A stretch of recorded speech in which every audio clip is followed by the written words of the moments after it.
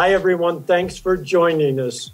We have two marvelous poets with us today, D.A. Powell and Boris Dralyuk. D.A. will read first, and then Boris. D.A. Powell has taught poetry for 2 decades and has published 5 books, 4 chapbooks, and an experimental memoir co-written with David Trinidad. He received the 2019 John Updike Award from the American Academy of Arts and Letters. Here's a superlative poet, D.A. Powell. Thank you so much, Harry. It's a pleasure to be back here with you on Harry's Poetry Hour. And I'm happy to share new work, not from any of the published books, but all things written since then. I'm going to begin with a poem entitled Brazil, one of those words that has 2 different meanings, depending upon whether it's with a capital B or a lowercase b. Brazil. A capital makes you a country. No capital makes you a nut, suitable for play in words with friends, or Scrabble, because though proper, you're improper when you need to be.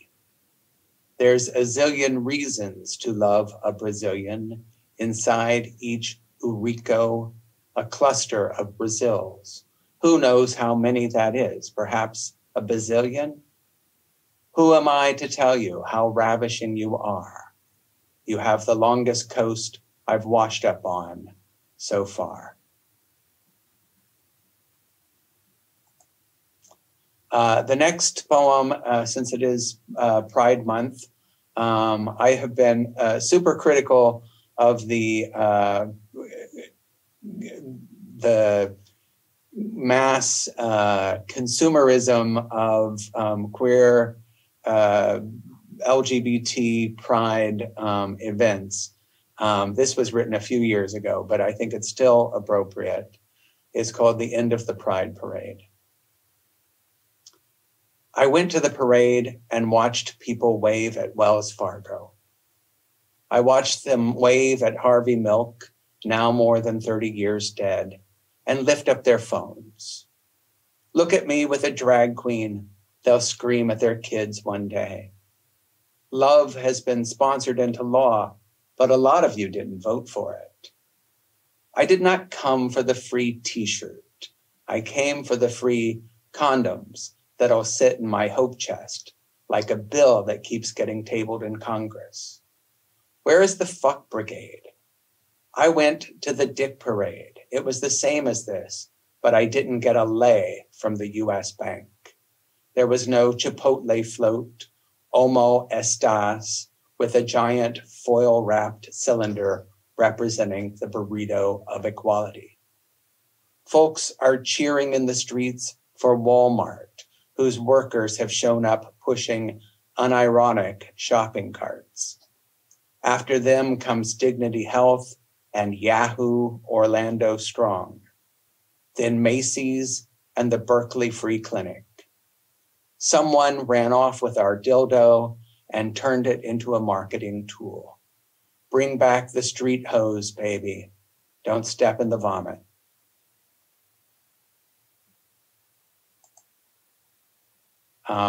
All right, this one's very different. It's called The River Song. I've grown up around rivers all my life. And this is just a celebration of what we have here on Earth as opposed to what might be out there in space. It's called The River Song. In space, there are no rivers as we know them here. Blue planet of melted and melting ice. Rivers that soliloquy at night along the earth-packed levees. Long lost lasses crying for their done-gone man.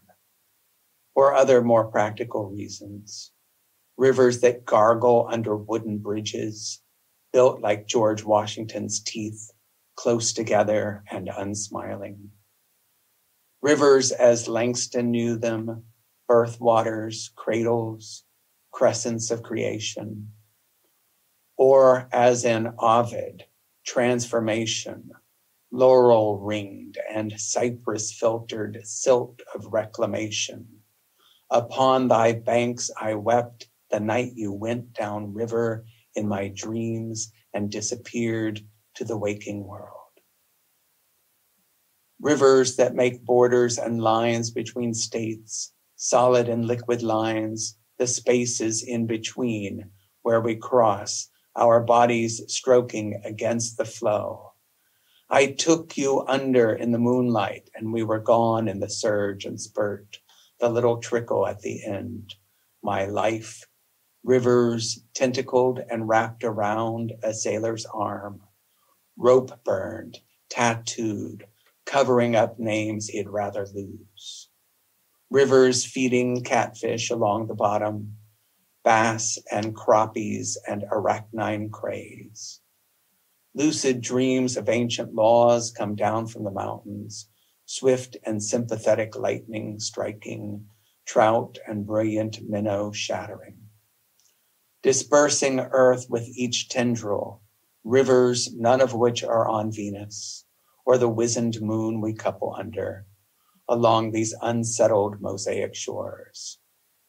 Where will we swim tonight, following the light down from its source to the gaping mouth littered with stars?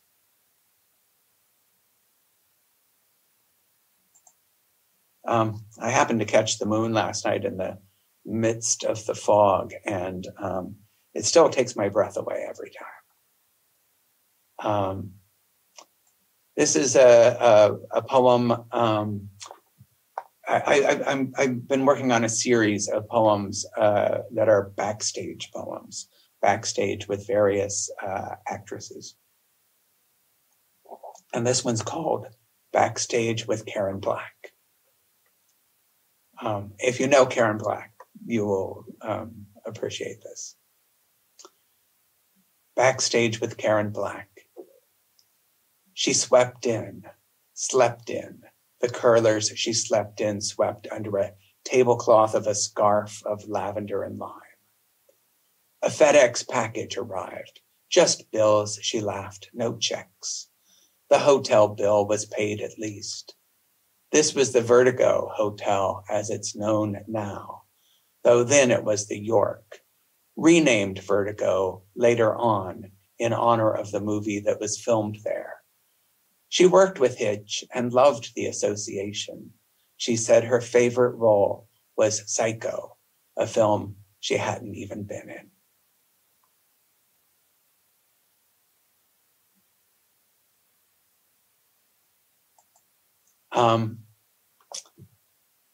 I don't know how it was down in Southern California for the first few months of this year, but up here we were having the atmospheric river of rain. I know you got some of it. And I was getting so depressed because I couldn't go outside. There was just endless rain. And I thought, I have to do something to find the good in all this rain. This is called As for What the Rain Can Do. And it's a list. It's a list of what the rain can do. Wash me in blossoms yet to come. Lift my boat. Flood the rice fields where the egret lands. Complex math. Rinse off a bench. Turn on a dime. Give you something to think about. Feed an aspiring stream. Tell you by thunder it's coming. Stand you up. Play a little music on the rooftop. Get a body good and wet. Open the golden tulips. Mix us a drink.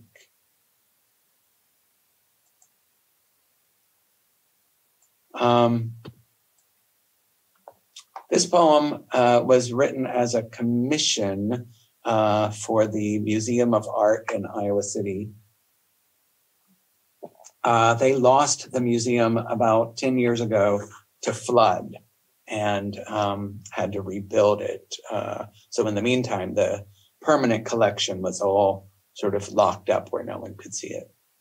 And in celebration of being able to display all of this art again, they asked writers to write responses to pieces in the permanent collection. So this is a response to a painting by Richard Diebenkorn from his Ocean Park series. And if you know the series, they're all very sort of washed out and geometrical. And in this one, I saw a seawall. It's called Ocean Park. The seawall was as far as we were allowed to travel, my brother and me, in our Zodiac shorts and matching bucket hats. The seawall, like the rim of a bowl we couldn't spill over the top of. Ants in our pants and star-shaped sand picked up at the seawall, gray as a thunderhead, covered in limpets and cones, sea spray and spray paint, beyond which the great Pacific. The seawall broken by the waves broken by the wall, two waifs raised by the wind and tiny cone-shaped shells. The seawall, our parents said, would protect us from the sea, but who would keep us safe from everything else? Not the seawall. Surely not the seawall, doing all it could just to hold back the slap of gale forces, the hand of the almighty ocean, the seawall looking out, yes, but not for us.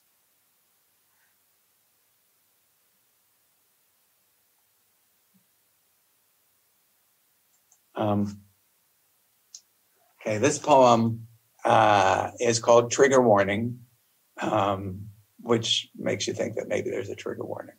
And maybe there is. There is something that comes back, you will see. Trigger warning. I dated an X-ray tech, but he never saw me. Dated a magic act, but he never sawed me. Had a lover who was a painter. He drew everyone around him, and he claimed he had drawn me too, but where were my sketches? I went out with amphetamines. We couldn't sleep with each other. I had a fling with a boomerang thrower. Didn't see that coming. And then there was the date with destiny, who stood me up till he couldn't stand me no more. Didn't see that coming either. Endings suck. Better duck.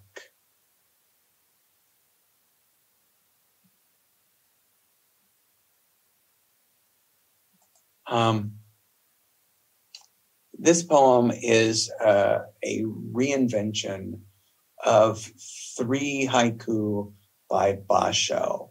I love Basho. I've been reading him for years in various translations. And every once in a while, I think, oh, maybe there's a better version of this, or my version. And so while I'm not working on an extended collection of translations of Basho, every once in a while, I do one just for fun. So these are the 3. The songbirds have returned. How can I tell? They've found my lunch and shit in it. Don't write like I do. What a boring pair we'd make. What? Melon again? Wears monkey suit and makes monkey sound. Is monkey.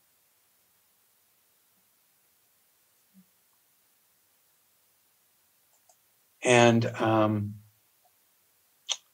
gonna close with this poem, which, every once in a while you write a poem and you just kind of put it aside and it disappears for years in the mountain of papers on your desk. And I came across this recently and I thought, this is a really handy poem to have. It's called The Miracle of Giving. Twice Christ took the bread apart with his human hands that he used for such tasks, once with fish and once with wine, the grain a pattern of tribute, distribute, as he worked the division of himself into feeding others with his body, taken but not taken, there but not there. It was 2 times 2 times 2. Everybody's got somebody who will feed them even when there seems hardly enough to go round. When I hungered, the word fed me. Even so many others hungered. He needed 100 more human hands. That was when I said, here, take mine. Thank you very much, D.A. Thank Your poetry is always so compassionate, lyrical, and imaginative. And I love the poem that you wrote about Diebenkorn. I got one of those right up there on the wall from MoMA, a print on wood. Yeah. So I've always loved those. And he was figurative before he went abstract, as you may know. But we have about 10 minutes left. So I'd like to get to, I've never really talked with you in person. And I'd just like to get to know you a little bit. Could you just tell us a little bit about where you were born and a little bit about your upbringing, and then how did you get into poetry? Sure. I'll give you the short version of all that. I was born in Georgia. My mother grew up in Miami, and my father grew up in Tennessee. And I was born in between those places. And those were the landscapes of my childhood until my mother and father went their separate ways. And my mother married a man from California. And so we moved to California, to the Central Valley, right before I started high school. And I always thought that the South was the landscape that would, populate my imagination and my ideas and my writing.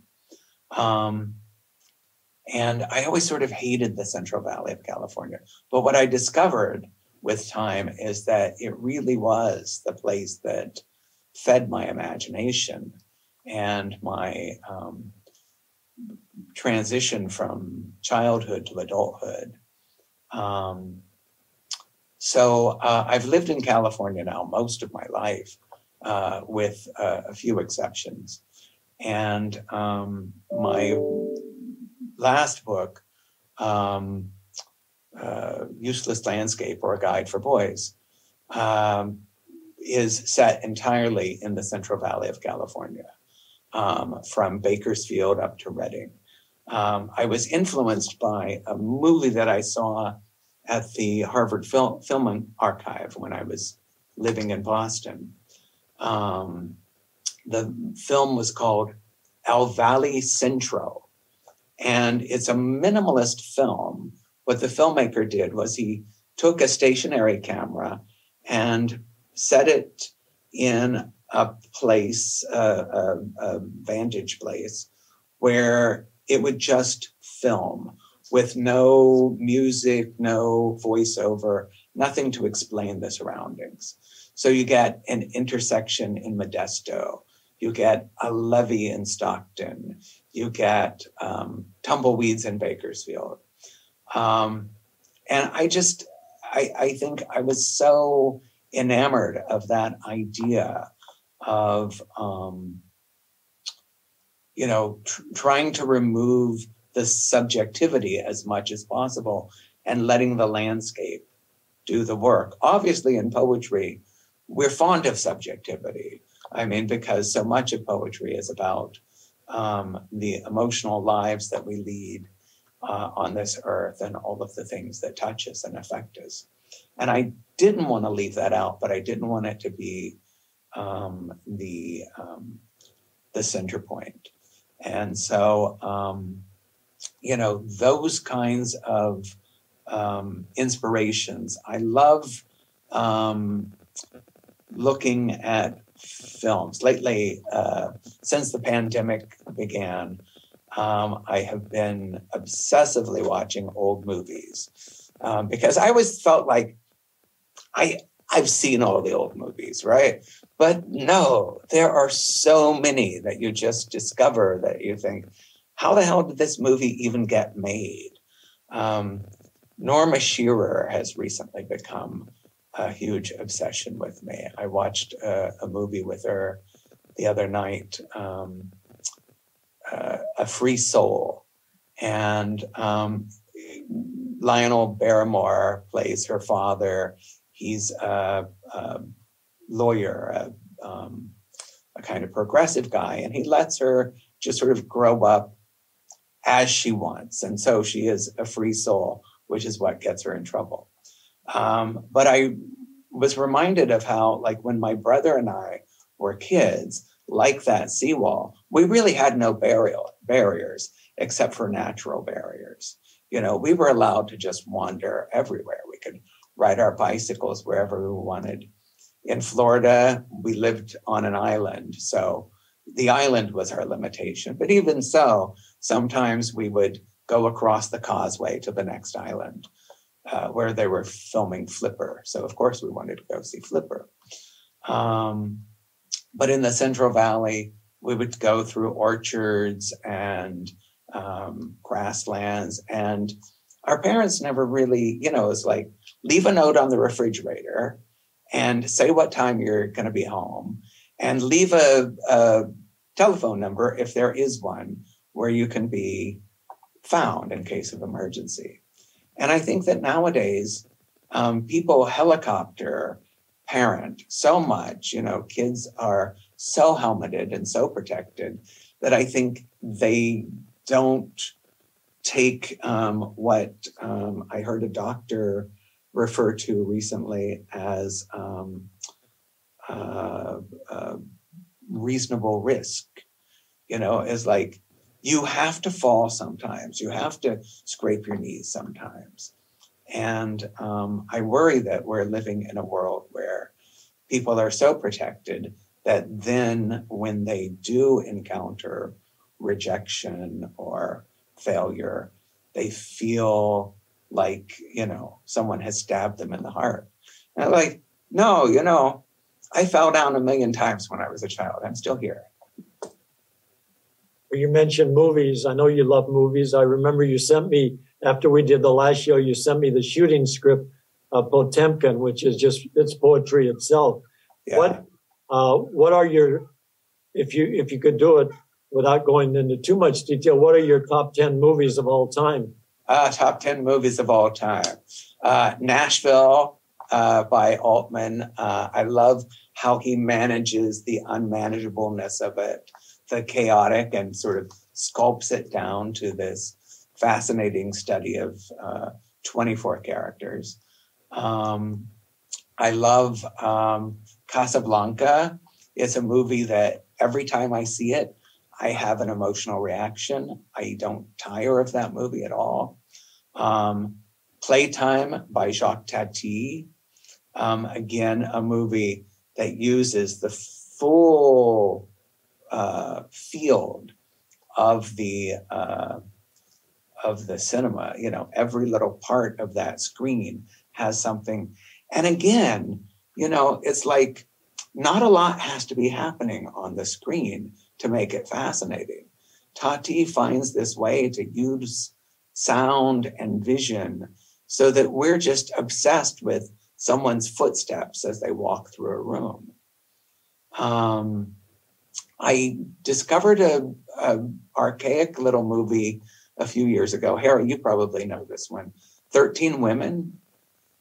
It's from the 1930s. It was the original sorority girls gone bad movie, where Myrna Loy plays a woman who is seeking revenge on all the sorority sisters that did her wrong. I love the 1974 movie Claudine with James Earl Jones and Diane Carroll. It's my favorite romantic comedy.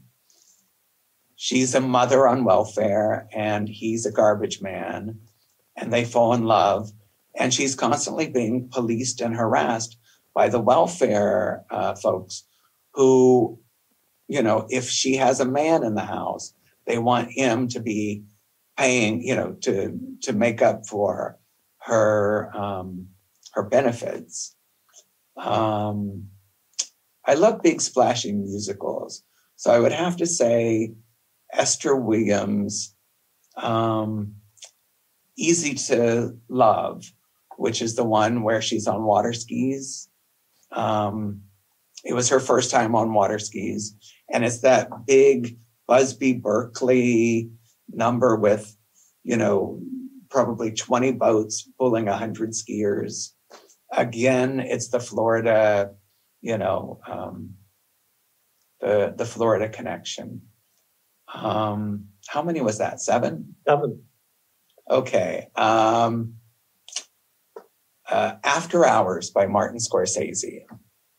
The entire action of the movie takes place in one night. This poor schlub goes out because he's bored. He meets a woman who says, I have this roommate who makes plaster of Paris bagel and cream cheese paperweights. Are you interested? And he's like, thanks. And he takes her number. And he's not really interested in the paperweights, but he's interested in her. And so he calls her, and that sets in motion all of these things to the point where he's being chased by a mob. I love those movies where, you know, the world becomes more and more insane. Pick Up on South Street with Thelma Ritter and Jean Peters. And probably, I definitely have to put Citizen Kane up there. And my favorite Fellini movie, which is Amarcord. Well, that has so much warmth in it. And you know, I'm sure you know that After Hours, Scorsese won the Best Director at Cannes for that picture. And one picture, I don't know if you've seen it, you have a lot of film knowledge that I love, is in my top 10, La Talente by Jean Vigo. I just watched it. They were showing it here at the Vogue Theater in San Francisco on the big screen. My God, what a beautiful movie. And Boris Kaufman shot that, and he and his brother, right, Russian. And then Boris Kaufman, as you know, shot On the Waterfront. And Right. that's a big look. And I think you can jump from La Talente to The New Wave, you know, Breathless. But it's nice to get to know you via the movies. Yeah, we should just have an afternoon where we talk movies. Well, thank you for once again a spectacular. You always have such a erudition and eloquence, and you're so clear in your thinking and speaking. I always love to listen to you and see you. And so thank you very much, D.A. Powell. Thanks. I'm looking forward to listening to Boris too. Thank you so much. Boris Dralyuk is the author of My Hollywood and Other Poems, 2022, editor of 1917, Stories and Poems from the Russian Revolution, 2016, co-editor of the Penguin Book of Russian Poetry, 2015, which we did a reading from here. So I love that book, the emotions and just the whole, you know, from the 1700s to Mayakovsky and on. And I love that book. And translator of volumes by Isaac Babel, Andrei Kirkov, Leo Tolstoy, and other authors. He is the recipient of the 2022 Greg Berrios Book in Translation Prize from the National Book Critics Circle and of the 2020 Cucula Award for Excellence in Nonfiction Book Reviewing from the Washington Monthly. He is the former editor-in-chief of the Los Angeles Review of Books, and his poems, translations, and essays have appeared in the New York Review of Books, the Times Literary Supplement, the New Yorker, Granta, Best American Poetry 2023, and elsewhere. He teaches courses in literature and creative writing at the University of Tulsa. Here's an outstanding poet, Boris Dralyuk. Thank you very much, Harry, for having me, and thank you, DA, for reading with me and setting a standard I can't possibly meet. It's really a great pleasure to be here, and a great pleasure to hear your top 10, DA. 13 Women is a favorite of mine, too. It's the only screen appearance of Paige Entwistle, who is an actress who leapt to her death from the Hollywood sign, and I find myself writing quite a lot about people who have had tragic lives in Hollywood, sometimes very happy lives in Hollywood.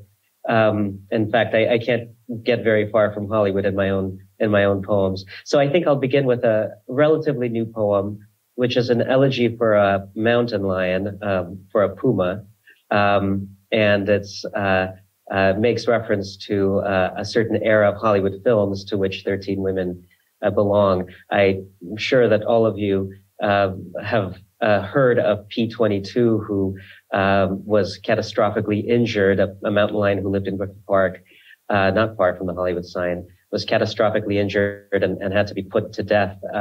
The story touched, I think, all Angelinos, and I couldn't help but write a sonnet in memory of P-22. It's called Public Enemy. He'd slicked out of a pre-code film, red tooth, red claw, a handsome brute for whom you knew you shouldn't root, knowing what lay in store for him, knowing that he could never stop the low growl of his appetites. He'd follow them into the heights. It's always lonely at the top, with one way down. The running time is scrawled in ink atop the reel. The genre's laws are ironclad. Tell me, how can you help but feel a kinship with a mangy cad whose mere survival is a crime? And now I think I'll read a few poems from the book, My Hollywood, including the title sequence, which is 3 poems. In many of the poems in the book, I affix a small epigraph to each poem, giving some context and providing a little bit more color that I'm capable of adding all by my lonesome. The first poem in this sequence is dedicated to a little park that I knew very well, not far from my home at Cherokee and DeLongpre. The park is home to not one but 2 statues of Rudolph Valentino, and they were put up by his fans. Now the statues are in pretty good shape, but for a long time they were rather neglected, as was the park. And this is a poem I wrote with an epigraph from a novel by Horace McCoy from 1938. The poem is called Aspiration. That night I discovered the park at DeLongpre and Cherokee, looking at all the small houses, telling myself that these were where Swanson and Pickford and Chaplin and Arbuckle and the others used to live in the good old days. This much is clear, the good old days have passed. Some giant fig trees, a few pygmy palms drop broken shade on disenfranchised grass. Dogs loping, limping, vagrants begging alms. And in the center, ludicrously named Aspiration, face uplifted, framed by dusty fronds, he stands on tippy-toe. Abstract Adonis, bronze Lothario. Sit here all night if you can bear the grime. Watch people come and go, but you will see no women in black shed tears for Valentino. The sheik sinks deep into the dunes of time. A crow clacks in the branches overhead, like a projector slowly going dead. The second poem from the sequence takes its inspiration from one of the words or one of the names in the first poem, which is DeLongpre. Anyone who's lived in Hollywood knows that name. It's a street just off of Sunset. But I don't know how many people know that the street was named after a painter of flowers, a Frenchman who settled in Hollywood long before it was a movie colony, and whose estate was covered in flowers and became one of the first destinations for tourists visiting the Southland. It's long gone now. The epigraph to this poem, which is called The Flower Painter, is from a travelogue of Hollywood from 1936 by Blaise Cendrars, a French language poet. The chateau was also demolished, but don't go thinking this was an imaginary chateau. Inquiries made, it was the residence of Monsieur de Longpre, a French painter who had lived here since the beginning of Hollywood. A scruffy rosebush puts on airs out front a big beige box, 2 stories, caked in stucco, that bears the name in flaking cursive font of Paul de Longpre. Fainter than an echo, the long-departed flower painter's ghost patrols the grounds, where he for years played host to pleasure seekers in his man-made Eden. Decades ago, that Eden went to seed, and it pains me to recall what is no more. My Hollywood, mon vieux, is not ideal. A grand old dame reduced to dishabille, her glory far too faded to restore. But ruin was inscribed in what he built. His precious blossoms, they were sure to wilt.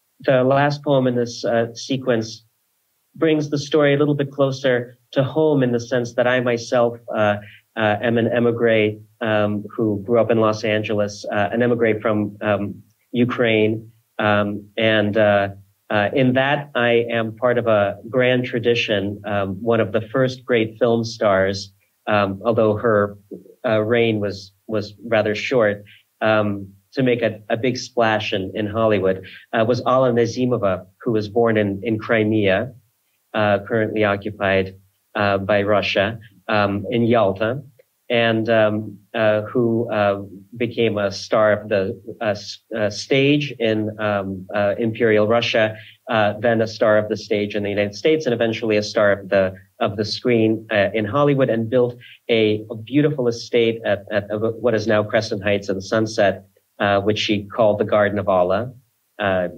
We Ukrainians love puns. And she eventually had to sell this estate because, of course, her career on the screen was not as successful as she had hoped it would be, and became a resident in the hotel named after her, the Garden of Allah. She lived in a bungalow.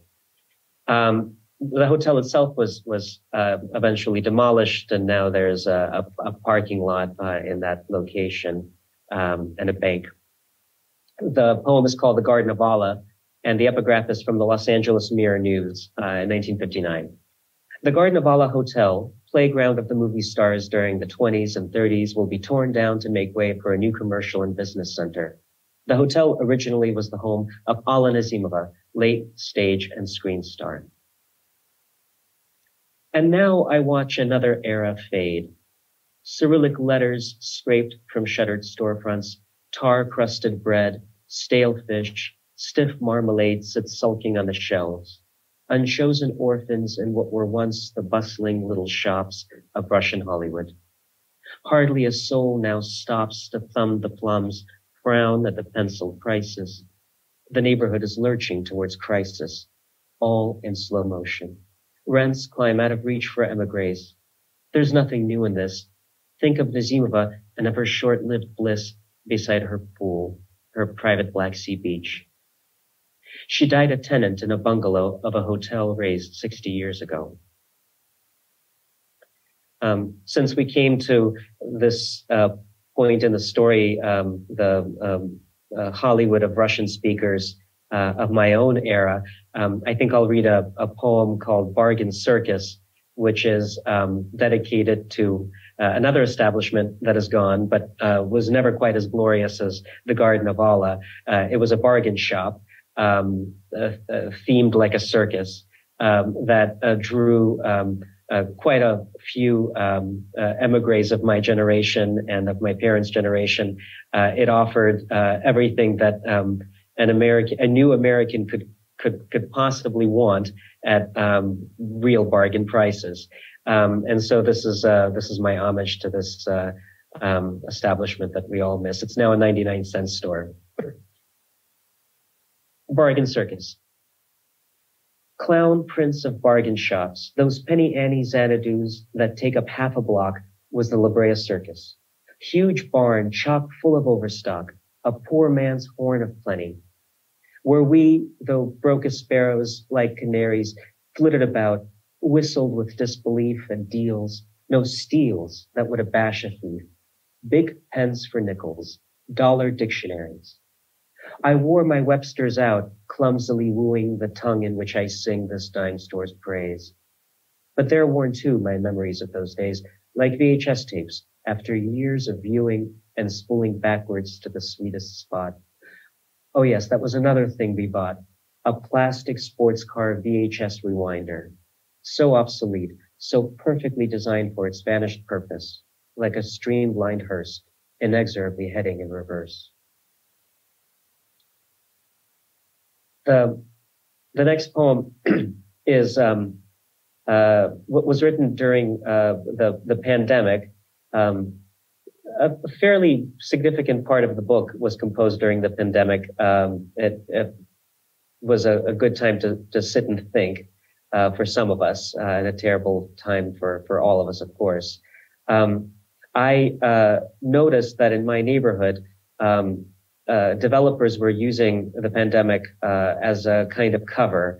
A lot of buildings that would otherwise not be demolished and rebuilt were being demolished because there was simply no one to protest these developments. So I saw quite a few, especially beautiful bungalow courts in my neighborhood destroyed, and it got me to thinking about the nature of the bungalow and what it meant to Angelinos and to people all across California. There's a wonderful book about bungalows by Robert Winter called The California Bungalow from 1980. And the epigraph to this poem, which is called The Passing of the Bungalows, is from that book. The epigraph reads, "The bungalow courts extended at least a touch of casual California living even to the poor. They held their courts from here to Pasadena, not in regalia, but in plainer clothes, withholding judgment on our misdemeanors, warm, down to earth, arrayed in close-knit rows, no hint of hauteur to these Swiss chalets, these beaming Tudors, Spanish hideaways that dignified us with lagniappes of style, of crown molding, copper awning, clinker tile.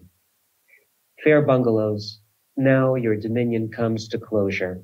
I watch swaths of you demolished in favor of the featureless and polished plutocracy of condominiums. Your bold agaves, fierce, protective aloes, lay down their spears beside the realtor's gallows."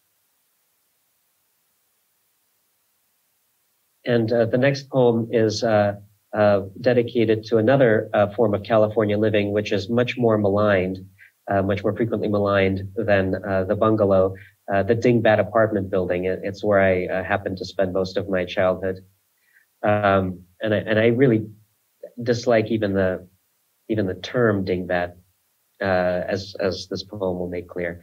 The epigraph to this is from Leonard and Dale Pitt's Los Angeles A to Z. It reads, "The dingbat typifies Los Angeles apartment building architecture at its worst." And the poem is called Close to Home. "Some years ago, I learned they call them dingbats, these proud but shambly veterans at rest, who lean on carport columns as on muskets, one tarnished decoration in each chest, a rust-red star or an abraded crest. An ugly name, it makes me feel indignant on their behalf. Haven't they done their best to serve with honor? Can they not be trusted to guard the tempest-tossed, the dispossessed, the migratory species of the West? Their rooms, unfurnished, furnish everything that we birds of paradise require for a nest. So what if half the cabinets are busted, the front door warped, the carpeting distressed? Fly free, they will not hold you. You're their guest." I'll read one more of my own poems and then a couple translations. My Hollywood includes a few translations of poems by Russian-speaking emigres to Los Angeles from decades past. But this is the last of the poems of original poems that I'll read. It's called Uncredited, and it's inspired by an actress I greatly admire, an actress and singer. Uncredited. No breakout leads. A prisoner of reruns on local stations high up on the dial. A stray recurring role, a guest appearance on Perry Mason, the later Rockford Files. Her second act, pure Dullsville in Van Nuys, Chablis with ice, a Chevy dealership gone belly up, her paunchy husband's lies, a broken marriage, then a broken hip. None of that matters if you ever catch her singing How High the Moon, silvery, misty on that one show. She isn't any match for the stainless Julie London or June Christie, but through her gauzy voice, as through a sieve, spare notes of heaven reach you from afar. For those 2 minutes, she'll make you believe somewhere there's music. It's where you are. The translation, the first translation that I'll read is by a man named Vladislav Ellis, who had a rather horrific life in the 1930s, was born and raised in Ukraine and to a well-educated family. His father and brother were arrested during the Stalinist purges and executed in the late 1930s. And in the early 1930s, Ellis was recruited into, well, not recruited, he was drafted into the Soviet army to fight the Germans and was taken prisoner.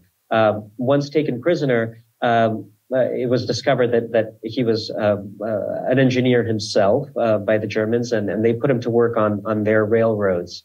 After the war, having survived the war, he was to be repatriated to the Soviet Union, which was essentially a death sentence. Anyone who had been taken prisoner and was then sent back to the Soviet Union was either killed or sent to the Gulag. Ellis managed to stay put in the West and eventually got his family over to California, where he once again set up shop as an engineer and became rather successful. Throughout all this, Ellis maintained a very, very surprisingly buoyant attitude and wrote some delightful poems with a touch of tragedy to them that really just swept me away when I discovered them. And this poem takes as its inspiration the landscape of Southern California, where anything grows, really. It's called a Mexican birch. So things grow here, but they don't necessarily grow well, and they don't necessarily reproduce. This is a poem about immigration, and it's called a Mexican birch. We disfigure nature to disrupt life's flatness. I plant a little birch tree beside a prickly cactus and instantly regret it. How I mourn for her, an orphan in the desert, a spindly foreigner. She'll dwell here, never hearing spring's light-hearted song. Heat slayed her catkin earring, barely burst, now gone. Fearfully, her slender trunk bends with the wind. All migrants understand her. It's hard without a friend. And the last poem I'll read is by another emigre named Vladimir Korvin-Petrovsky, who also was born and raised in Ukraine, but was of an earlier generation. He fought against the Soviet troops, the Red Army, in the Civil War, and was taken, pardon me, a little sniffly, was taken prisoner by the Bolsheviks, escaped to Germany. In Berlin, he established himself as a writer, but had to flee from the Nazis to Paris. In Paris, when the Nazis occupied France, he joined the resistance and was taken prisoner by the Gestapo. He survived, and at the very end of his life, managed to get his family over to the United States and settled in Los Angeles. This poem was written in 1961, 5 years before he passed away, and it envisions his return to his homeland, which was then, of course, the Soviet Union, where he couldn't return. Envisions his return after death. It's called Exile's Return. To perform a final honor, a sleek cruiser from Kronstadt sails into the silent harbor slowly like a juggernaut. Ready for its distant journey, taking leave of foreign lands, comes a lightweight coffin swaying through a sea of lowered heads. Were we right or wrong, no matter, flags at half-mast on the stern, with its scrap of Russian glory in the hold, the vessel turns. Such great heights, such depths below, joyful foam sprays everywhere, and a farewell siren bellows lonely in the azure air. All those stars and all those countries, the return he had long sought. A thick northern fog engorges the thin-throated Kattegat. As it nears the Gulf of Finland, through the Baltic, drizzly, dull, waves, serene yet unrelenting, beat against the cruiser's call. In the brief glare from the lighthouse, they rise up and pass away. Clouds and islands, blots of smoke, a barren cape. Thank you very much. Well, thank you, Boris. It's such a enchanting elegiac, lovely reading. I love Hollywood. I love the history of Hollywood, and you've certainly given us so much. I could listen to you and DA are both, teachers too. Your students are very lucky to have each one of you. I would like to ask you a couple. Well, just first of all, before I ask you, last year, I think it was last year, it might have been the year before, but MPTF, I'm a recipient of MPTF's generosity, but MPTF adopted a Ukrainian woman and her, young woman with her 2 or 3 year old daughter.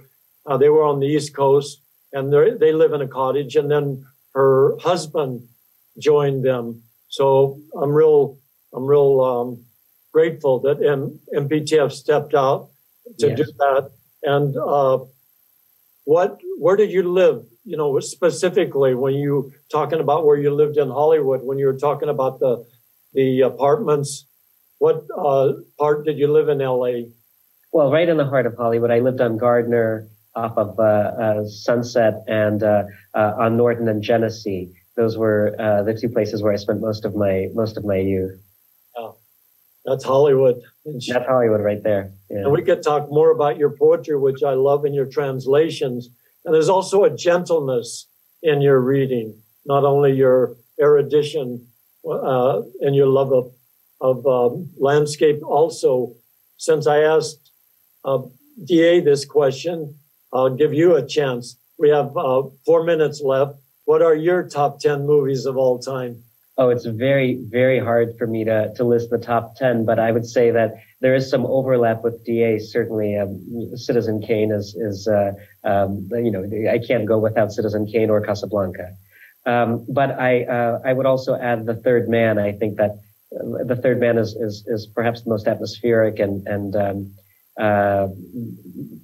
most comforting in some way film that I know. I can put it on at any time and be swept away to that era. And of course, it's also a film about immigration and war, but done with such wit and such flavor.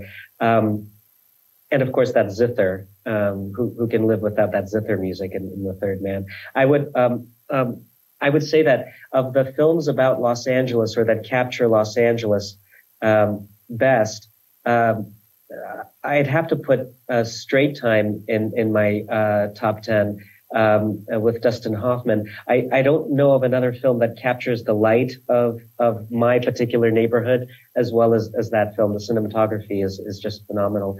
There are some Cassavetes films that do it as well, but Straight Time is a bit of a masterpiece in that regard.